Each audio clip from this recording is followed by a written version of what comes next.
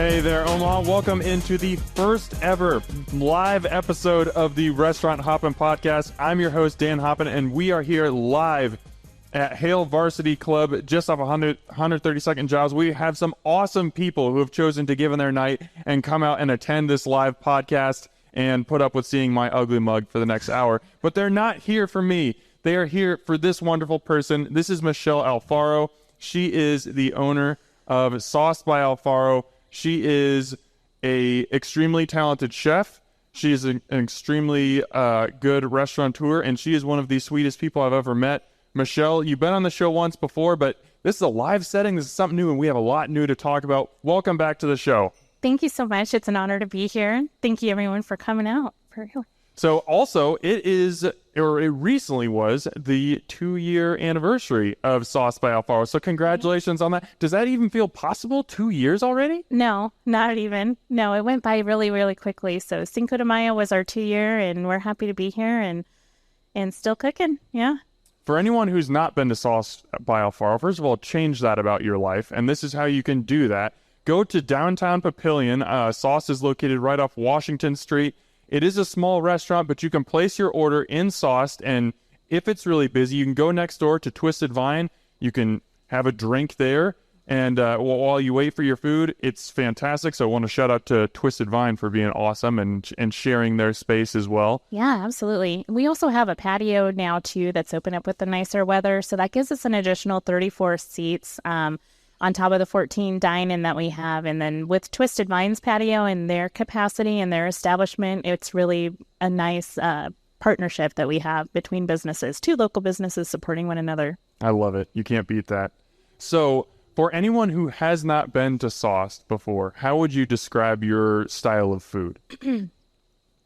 I would say Sauced is really about taking items of familiarity and elevating it to new levels. So you can have a cheeseburger anywhere, but it's sauced. You're going to get a burger that comes straight from the butcher, is fresh. It's never frozen. It's made to order every single time. And there's no par cooking of it. You are going to get fresh, juicy, well plated, balanced flavors throughout. And the same with our chicken tenders. Those are hand breaded every single day, fresh and never frozen. So we just have a really high level of dedication to quality and standard, and that's going to take it to new places that maybe you don't experience everywhere. I found a quote from you. I believe this was in the Omaha World Herald, but you said, everything is made for you like I'm cooking at my house. Yeah. I absolutely love that. I think that could be the tagline. Put that on the t-shirt right now, because that perfectly describes what your food tastes like. Awesome. Yeah, that is. It's a lot of it is like cooking for my family. Like, I want to make sure that when people eat it, it meets our mission, which is to bring joy to people through food. And we only do that by having dedicated integrity in our food. So we have a lot to talk about today. This is going to be a really fun conversation, I think, but I want to start off with a couple food items right off the bat. Okay. And one is something that our live audience here is enjoying, and that is a version of your Bang Bang shrimp tacos, which once somebody has a bite of those, they are hooked on sauce. They become sauced advocates, I would say. What was the origin behind that dish, and did you ever imagine that it would be like the cult phenomenon that it became? No. It's such an honor that people choose to go to Sauced and that they enjoy the food as much as they tell us they do. But Bang Bang Shrimp Tacos was literally born because I love to have as little waste as possible in our kitchen, right? And I had shrimp left over and I needed to use them. And I said, I'm going to put them in a taco. And so we hand breaded these tacos and I built it, and I wanted purple cabbage because it has to be pretty and all these things. And it just kind of it's integral to the build, right? Where you have your crispy green leaf lettuce and then this slaw that's got the Bang Bang sauce on it. And we hand bread every single shrimp. Last time we did a Bang Bang taco day, we had to hand bread like 3,000 of them. Because you sold almost 1,000 tacos, right? Yes, 997 of them. So they're kind of a big deal to people. And then we make that sauce and they get garnished with scallions and black sesame seeds. And it looks beautiful, but it's different than any other shrimp taco I've ever had. And I think that was the mission. I had something I needed to use and I created something, and then the people loved it. And because they loved it, I kept making it. So Those shrimp are absolutely excellent on their own, but the thing that I think really blows my mind about that taco is the shell itself. Like, it's kind of like a hard shell, but then you bite into it and it gets like, it has a really nice chewiness. It's just so unique. I don't really even know how to describe it to people. It's something that you bite for the first time and you're just kind of like, whoa, I'm not quite sure what I just experienced. I'm really liking it. It's a certain temperature and a process for making it. So, it's kind of weird to say that it gets massaged in the oil, but it really does. Like you have to do it a certain way and spend the time to flip it and drain it, and they get drained more than 2 times. It's the initial drain and then another, and then it gets plated and all of that. So it's just again, part of the process of making it stand out. But yeah, that is part of it. We want it to be where you get that crunch when you first bite into it, but you get the chew of a flour tortilla that you enjoy. Mm-hmm. Now, this is one of those items at Sauce that it's not on the menu all the time. It would probably drive you guys crazy. If it was, that'd be a lot of work. But when it is on the menu and you put it on social media, it's going to sell out. That's something that you know. And a lot of your menu items will sell out. There will be days where it'll get to 7 o'clock and you'll put out a message on social media that says, hey guys, sorry, we're sold out today. Yeah. And I think sometimes that frustrates diners because they're like, no, I was set on getting sauce today, or this could go for any restaurant, and now I don't get it. But what you've described so far, you're hand breading shrimp, you're hand breading chicken tenders, you're forming these beef patties yourself. Like, this isn't like you can just go back to the freezer and grab another, bag of burger patties and throw them on the griddle. Like, this is all done ahead of time. You simply cannot make this stuff on the spot. Can you maybe just explain that a little bit more, just to help diners understand why sometimes restaurants sell out, and you know what, that's okay. Yeah, absolutely. Especially at Sauce, we have such a small facility. So we have to be really conscientious of how much we're bringing in, where we're going to store it, how much we can prep, staying dedicated to our things. We could make them and freeze it and do that, but I don't want to do that, and I refuse to do it. I could do all kinds of things to make it easier and not take as long, and I could do all kinds of things to make it where we have plenty to go through it. But my commitment is to my customers and the people that are coming in and spending their hard-earned money to enjoy their dinner. And because of that, I take the time to make it fresh, and I take the time to endure the labor of that. And my team takes the time to endure the labor of that. And my husband takes the time to endure that as well. Shout out to Joe. He's got some amazing knife skills. And, we all work together because we really believe in the end product. And being committed to that helps me make sure that my customers are satisfied. And it might mean we sell out occasionally. But I would say we have learned a lot over the last 2 years, which means we have learned the capacity for prep. So we are selling out less and less on Wednesday through Friday, and typically Saturdays are the day that we are more likely to start selling out of items because it's the last day of the week for us, and we're not back until Wednesday. And so, well, you can taste all that extra effort in the food, and awesome. it's worth, like, if I say I have to take, some extra time off for lunch today so I can get there at 11 and ensure I need to be there, this is a restaurant that's worth doing that for. Like, take PTO to go to Sauce. It's worth it. Thank you. There's one other menu item that I have to ask you about, and it is and has been for about 8 or 9 months. Well, maybe not that long, maybe 6 or 7 months, whatever. The background on my phone from the first time that I had it. This is your Nashville Hot chicken sandwich, and it is one of the single best food items I've had in Omaha. It's incredible because like, Nashville Hot has become kind of a craze. Yeah. And every restaurant wants to do their iteration of it, but so many places just take fried chicken and then, dump some hot sauce on it, Frank's Red Hot, whatever it might be, and then they call that their Nashville Hot. Yeah. That is not what you've done at all. You've created something totally unique. You've created your own specific dredge. You've created your own Nashville Hot oil. How did you develop this specific recipe to kind of help you stand out from all these other iterations of the Nashville Hot chicken sandwich? The first thing I did when I wanted to start developing a Nashville Hot is I started looking into the history of the Nashville Hot sandwich, where it originated from, obviously in Nashville, but how, I guess. So I read the background story of that, and that was really interesting. And if you haven't looked at the Nashville hot sandwich history, I highly recommend if you like some drama.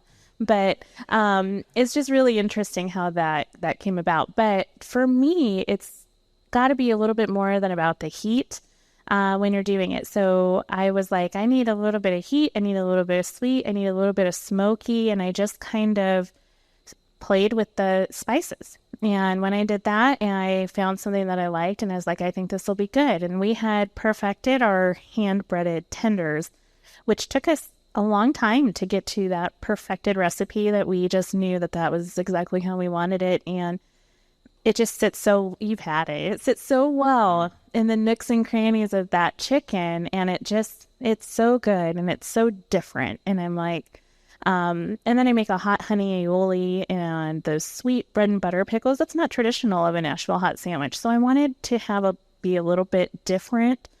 And this Nashville Hot, it's going to bring some heat, but it is palatable when you first start and it builds. It's not something that's going to knock you out so that you want to just finish it because you spent money on it. You're going to want to finish it because it tastes good and just spent money on it. You know what I mean? Like it's both. You get the best of both worlds on that.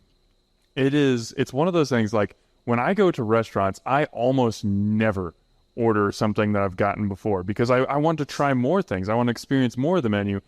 When I have come into Sauced on subsequent visits, it's just like, yep, I know what I'm getting. There's just no question because I love this sandwich so much. I love that. How many iterations of the sandwich did you go through before you developed your final product and you felt comfortable with it?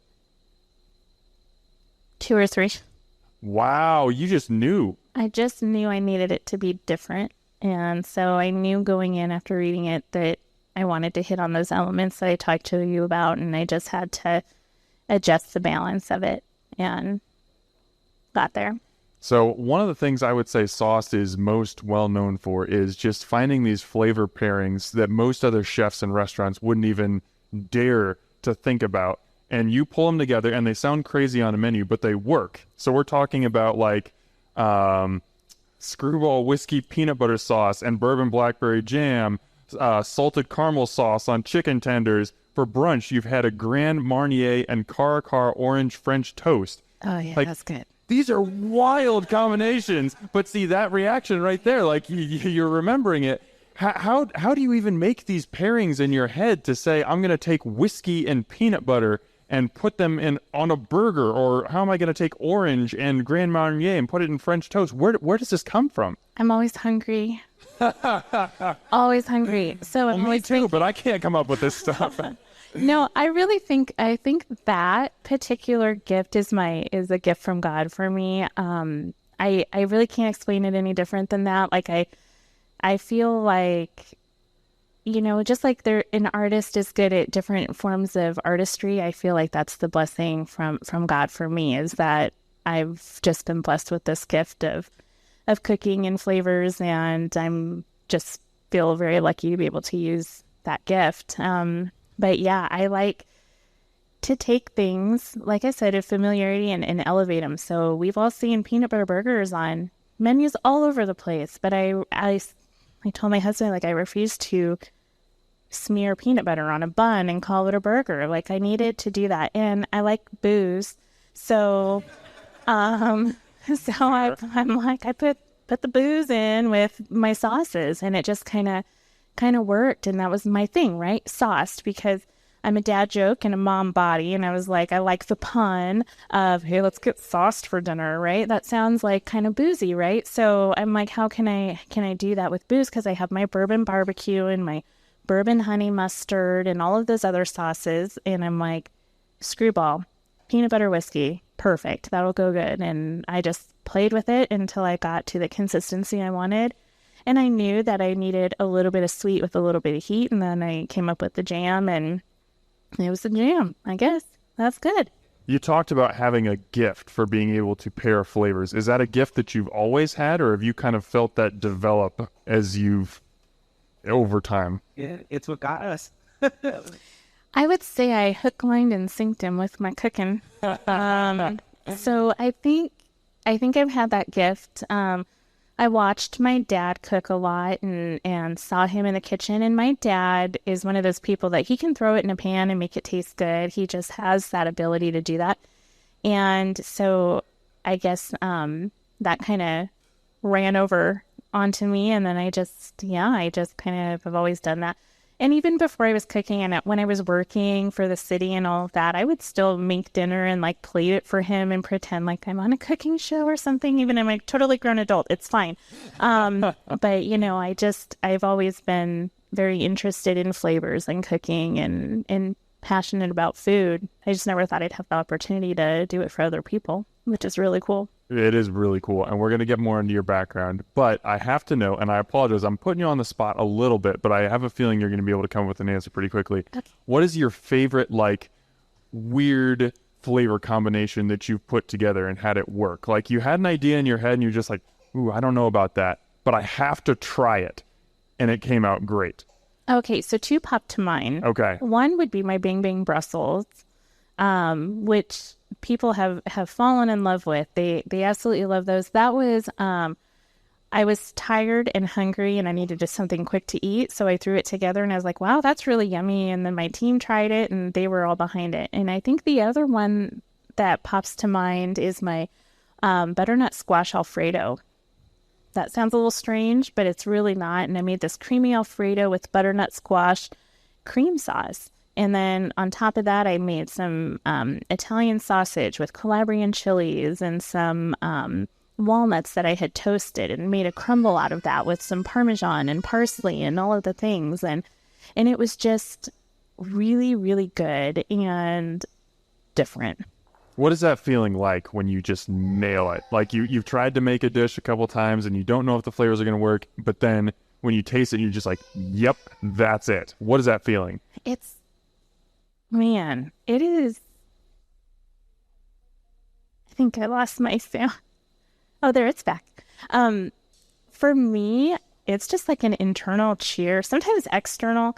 And I kind of do a little an Italian fist bump or something like that. Or I do awkward dances, you know, things that aren't fit for camera, probably.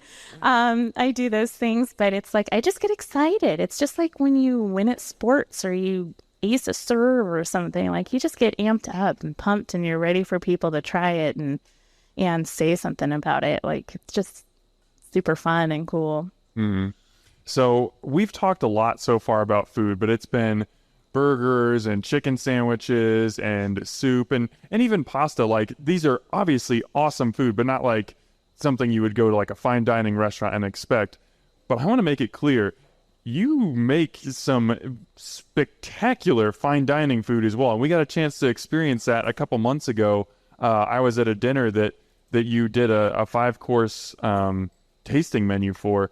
And we're talking like birria braised oxtails, champagne deviled eggs, a butternut curry or butternut carrot squash soup.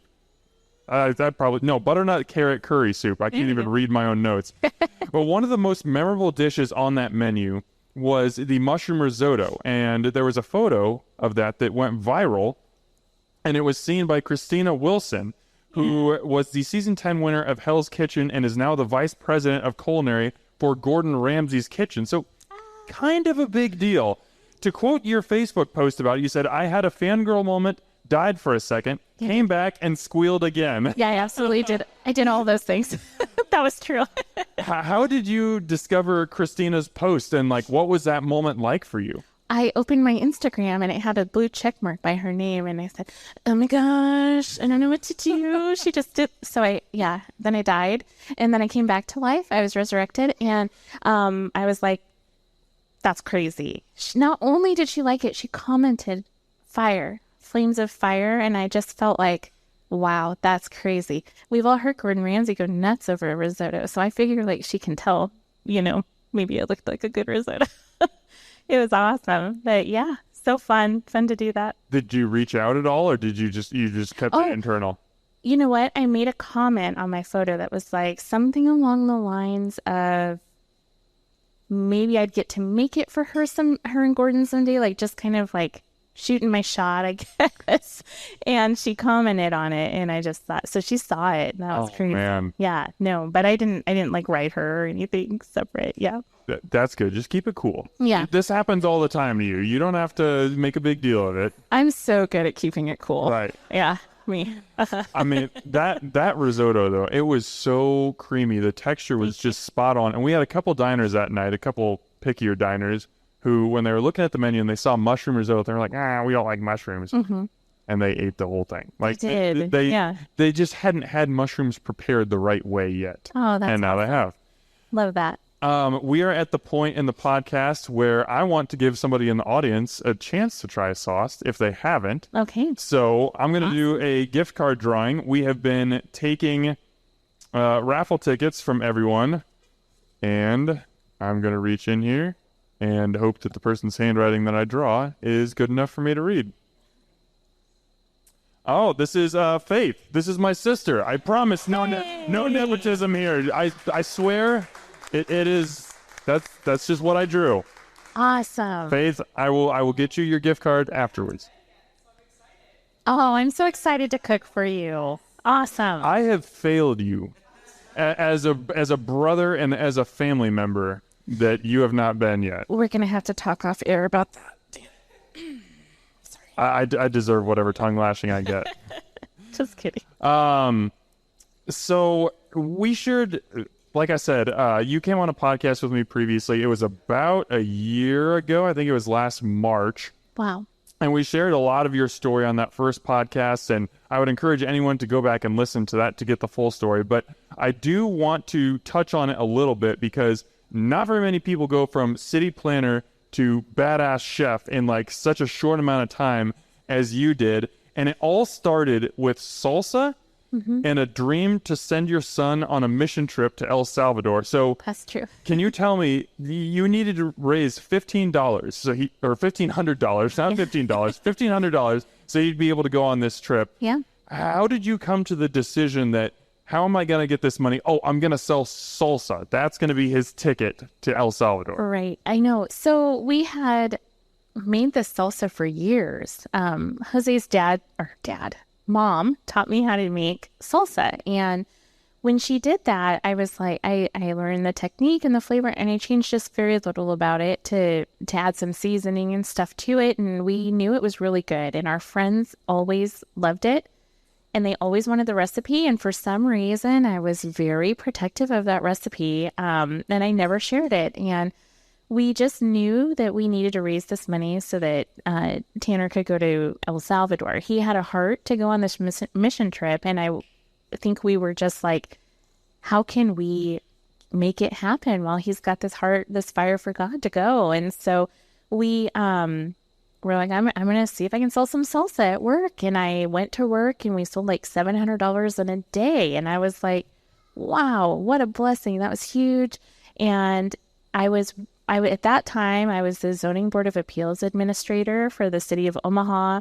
And I was literally writing a report just like this at my desk. And I just felt the calling of God to telling me to contact Hy-Vee and see what it would take to get my salsa in there. And I thought, this is really weird. I've never done anything like that before. But I called, and it just so happened that the director was available at that very moment. And he talked to me. I told him the story. He's like, you know what? If it's that good, I want to taste it. And a day and a half later, I made salsa. And I was just like, girl, this better be the best salsa you ever made in your whole life. And I took it to them, and they said, that is the best salsa I've ever had. And I was like, wow, that's crazy. They said, we want it in our store. And I said, wow, that's crazy. And then we went and we had to find a commercial kitchen to make it. And I had to get licensed and all that. So I did. And we found this little restaurant in Louisville that was only open till 2. And we went in, and she was a woman of God, and she loved the story. And she was like, you can use my kitchen. She prayed about it for a while, got back to us. And then I would work, and he would work, and we would go down, and we'd be there for, till like 2, 3 in the morning, manufacturing the salsa, delivering it to Hy-Vee, going back. And then within 6-ish months, I think we were in 13 to 14 Hy-Vees in the Omaha area. And it was time to commit to the Lord and let him establish our plan. And we did. And I put my notice in and said, goodbye benefits, goodbye sick time, goodbye vacation time. And I said, we're going to do this. And we did. And that's how we started 2018. Now, it's easy well, maybe not easy for me to say, but at this point, to see how everything's worked out and the success that you've had, and to look back on it and say, man, what a home run of a decision. That was so smart. What did it feel like at the time? Oh, all the feels. It was like you were thankful and you were faithful and you were excited, and then you get the worry and the anxiety and all the things about the time that the first bills are due.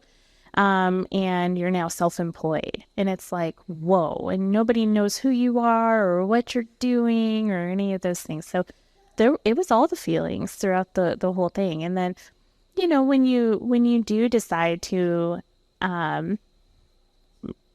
accept what you feel like you're being called to do, and you start working for God and you do all those things, there's always challenges that come in, right? It's never is a straight road. Like, there's these hills and valleys and all these things that you have to go through, and we went through it.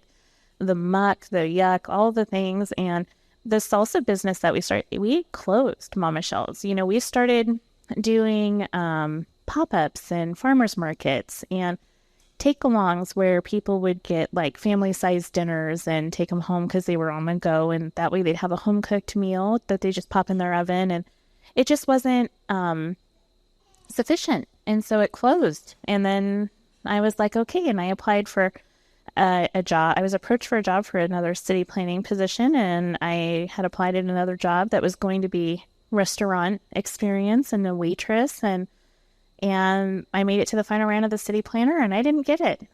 My prayer was, close the door that's to be closed. And it was. And I went and I was a waitress, and I was like, if I'm going to have a restaurant someday, I better know how to run some of the things that I've never done before. So I was there, and I was a sponge, and I was a waitress, and I became a manager, and I handled the bar, and I learned all of the intricacies of that position. And I think it equipped me for what was coming in the future, So you mentioned you've always loved food. You've loved creating flavors. And then, as you got a chance to take this position as a waitress, you were thinking forward, like thinking restaurant. Mm-hmm. When did that idea of having your own restaurant first enter your mind? And maybe not even just as a pipe dream, but like a realistic thing where it was something you were striving for?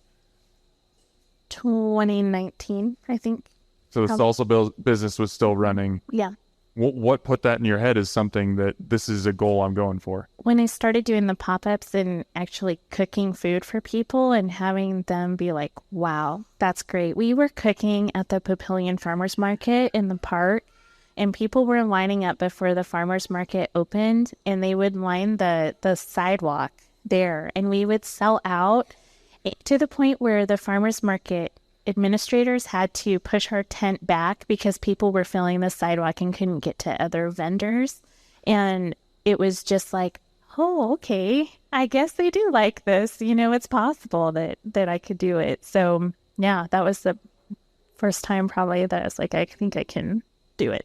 So you take the waitress job, and there's so much that you have to learn about a restaurant.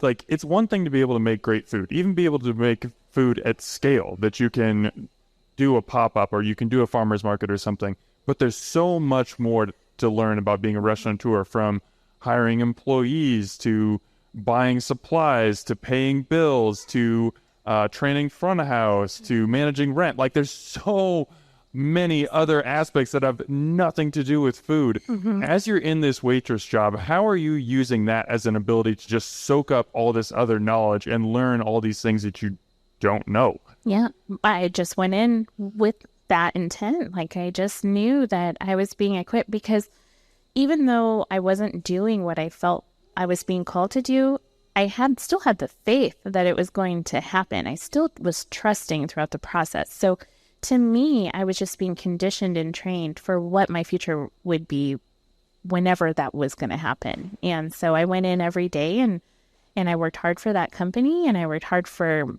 what God was preparing me for. And I still to this day look back at that and think, I use it, what I learned in my current, and I'm still learning. I think that's a really important thing. Like, I definitely don't know it all, not even close. And I think once you own a restaurant, like, you have to be accepting of not knowing everything so that you can adapt and learn and move. And once you think you know it all, then it's downhill, I feel. What do you think? If we can be quoted on that downhill, that'd be great. Thank you. We'll absolutely quote that. Awesome. What do you think was the most important or one of the most impactful things that you soaked up at that other restaurant that has allowed you to be successful now? Building a team. I would say that's it. Because without a team and the support that I need, I can't do it on my own. So I feel like building a team they had a very, very small team of 5 to 7 people. And I think we built it to 21 to 23, and just connecting with people and customers. I still have relationships with several of the members from there that come to Sauce and support us here. And I think just having the ability to develop a team and relationships with people was one of the best things I learned from there. Because it's just like the best asset of your business is your team, man. Like, you've really got to appreciate your people and understand them and be there for them and all the things. So in turn, they do that for you. So I'm skipping ahead a little bit. We'll come back, but like, as you're building your team at Sauced, what were some of the lessons that you took from that experience and incorporated that into, okay, I know that building a team is super important. Here's how I find my people and create this cohesive team that I know I need? Oh, that's tough. I would say ask me that again. I'm not sure I well the question. It was clearly, like you said, that was like the most important thing you learned, that I need, if I'm going to start a restaurant and be successful, I need a great team around me. So as you're starting Sauced and you're assembling your team, like, how did you, or were there certain qualities that you looked for, or certain things on an application where it was just like, I need this person to have this? How did you build your team, basically? So I did it very casually. Just like we're having a conversation, I would just meet with them and have a conversation with them. I want to hear and see their passion. It can be more than the paper that they're submitting as their resume. And, here's the deal is I had applied for many places to be a chef and was either told, you're not a real chef because I'm not culinarily trained.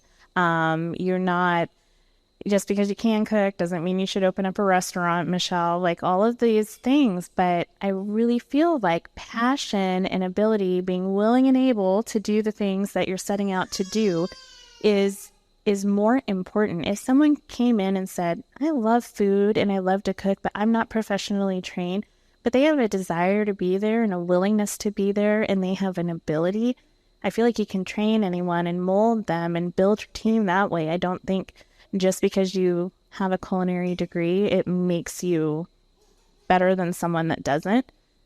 Not taking away from anyone that has it, that it's an awesome asset for them to have that. But, I just feel like getting to know them casually and personally was how that worked for me and benefited us in building our team. I've talked to a lot of chefs, including many that I've had on this show, and they've said it, like, they would rather have somebody who's totally green and maybe has a little experience in the restaurant industry, but doesn't know a lot, over someone who comes in with 20 years of experience or whatever, because that person who's new is more likely to be malleable. They're going to work super hard. They're going to soak up everything you have to tell them. They don't come in with any preconceived notions or thinking this is how it should be done. They are ready to just take on whatever you want to instill in them. And obviously each restaurant and each chef has their own personal touch that they want to put on things. Right.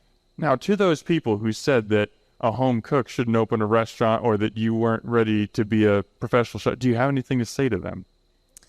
Are you too nice to do that?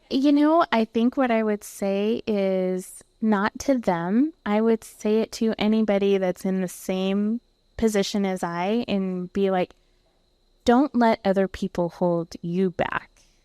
You are responsible for your actions and what you get out of yourself, and just keep believing in yourself and run with it and go for it. And eventually someone's either going to believe in you or you're going to do your own thing and show them that. So, I would say in a way, it's a motivator that their negativity put on me to turn it into something positive. So I wouldn't acknowledge that to them with my success. I don't wish anything ill on them. That was how they felt, and that's fine. but I would encourage the people that are like me that maybe have a desire or passion and encourage them to go for it. That is incredible perspective, and you are a far better person than I. I'll just leave it at that. How long were you at the restaurant as a waitress? And then you mentioned you moved up the chain there. How long were you there? Gosh, about a year-ish, maybe a little less than. I don't quite remember. Oh, and what was it about when you left that made you feel like I'm ready now?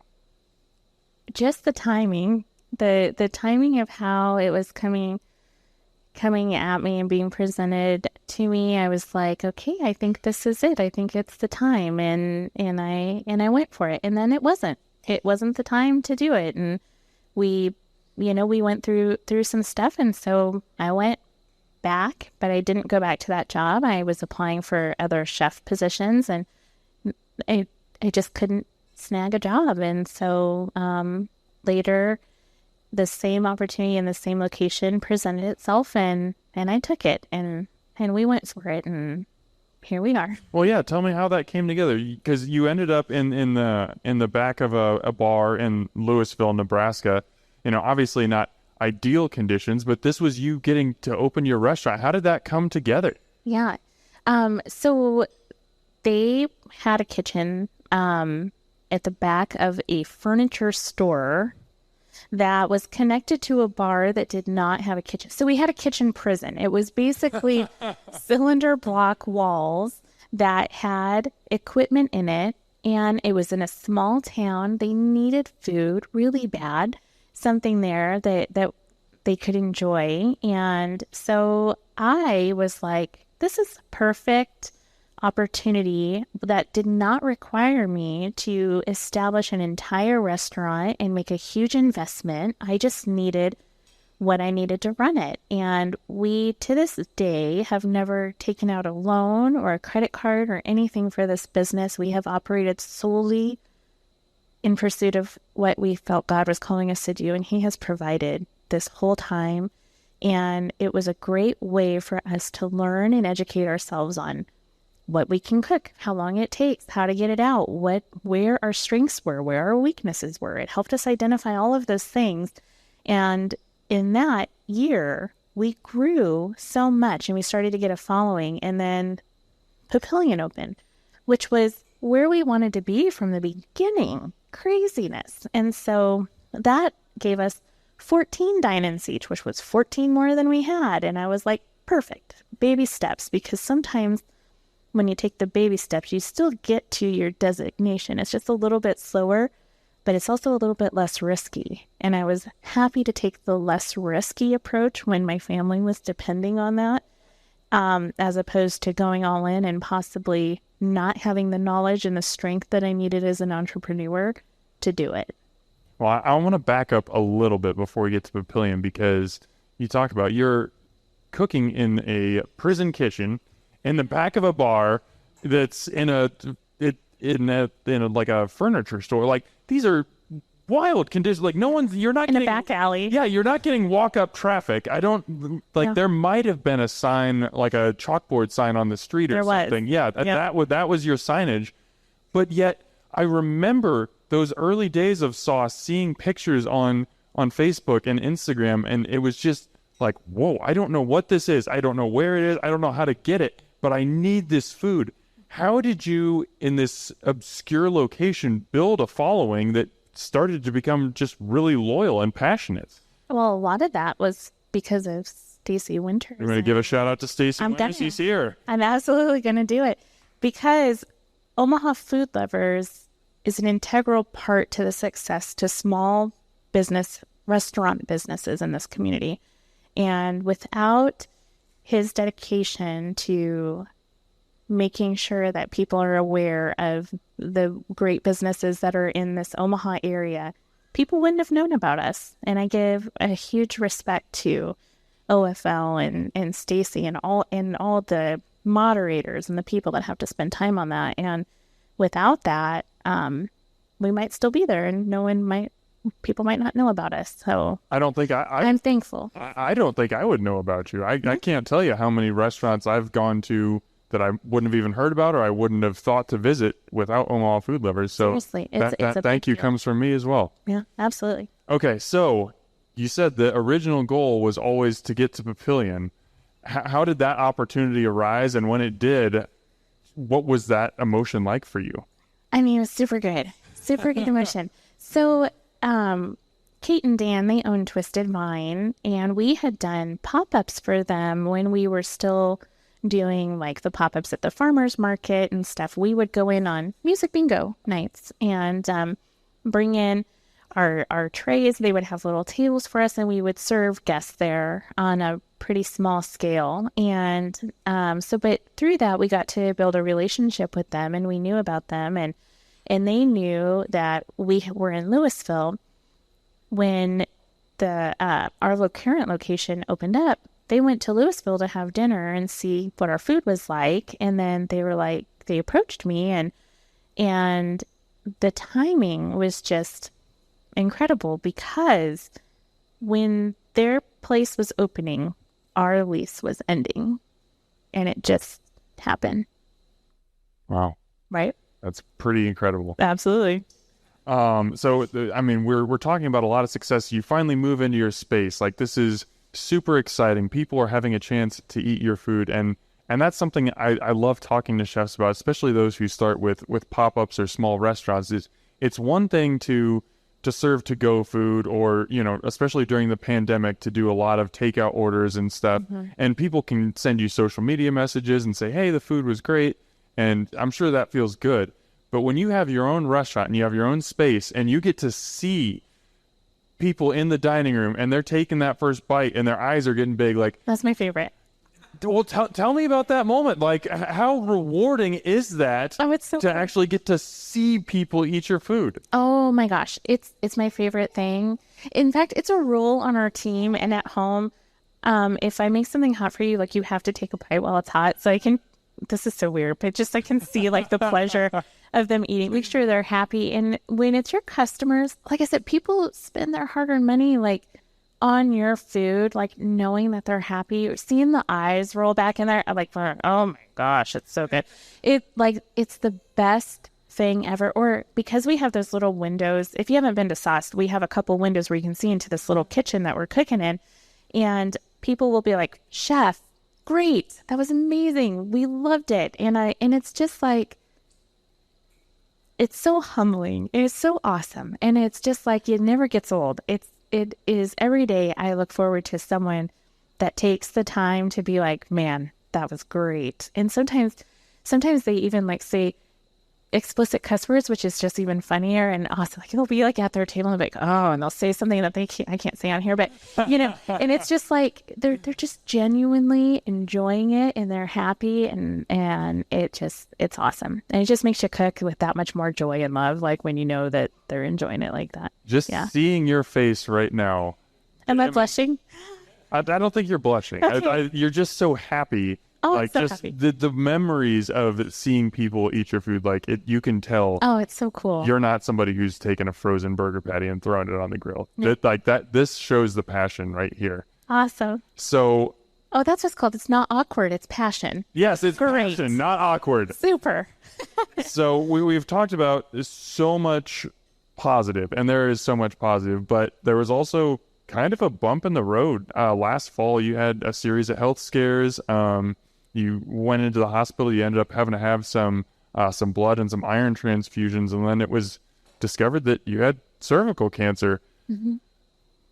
I can't even imagine what that moment was like for you, because you've worked so hard to have this dream of having a restaurant, and now you have it, and everyone's loving it. Everything is going great, and then all this momentum, and bam, you just run right into a brick wall. Mm-hmm. What was that like for you? It was hard. I guess I'll start with, there had been signs way before November that I started not feeling well, that I kind of just ignored and kept going. So I would just encourage anybody that maybe doesn't feel quite like themselves not to ignore it and go and get checked out and all of those things. But by the time November came, I was pretty sick, and I couldn't even walk upstairs without feeling like I was, gonna faint. and I can't really even describe it. It's just totally not myself at all. And I went to the doctor. They took some blood, and they called me that night and made me go to the emergency room. I was critically low on my iron. I had to have 2 iron transfusions.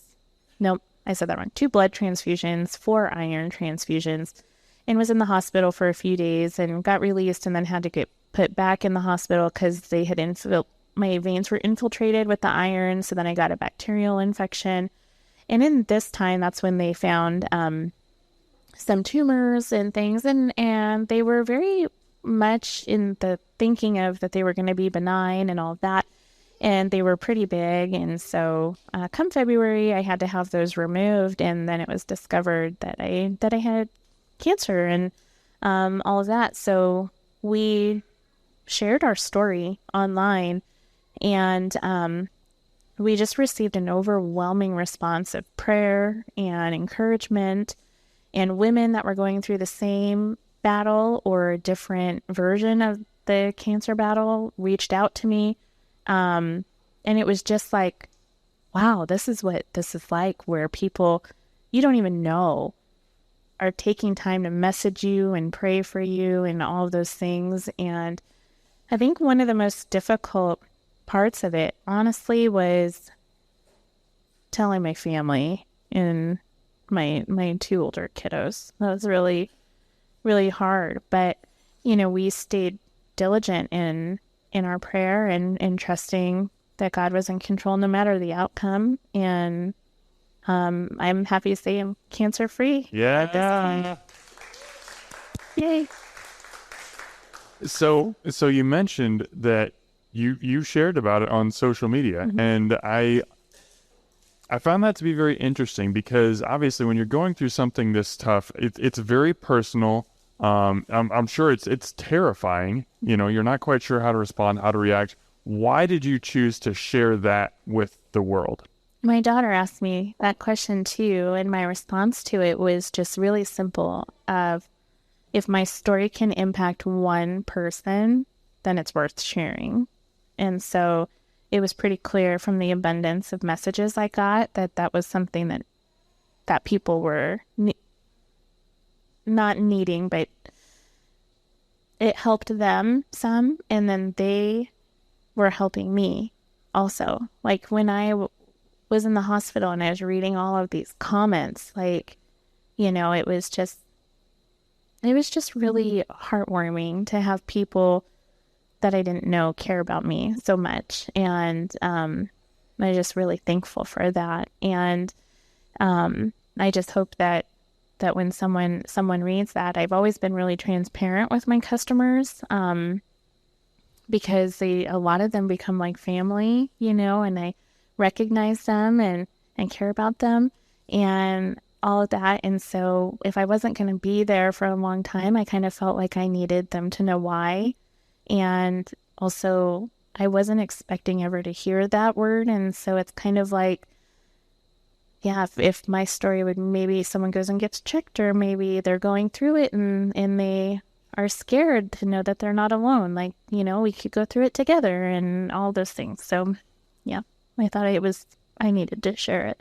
Well, I thank you for doing that. I think it was incredibly brave, and I think it was inspiring for a lot of people, especially now that we're on the other side and it's positive, and we can just not have to worry about that anymore. Mm-hmm. You mentioned the awesome team that you built and how that was so critical to the success of the restaurant. How did Joe and the rest of the team step up in your absence?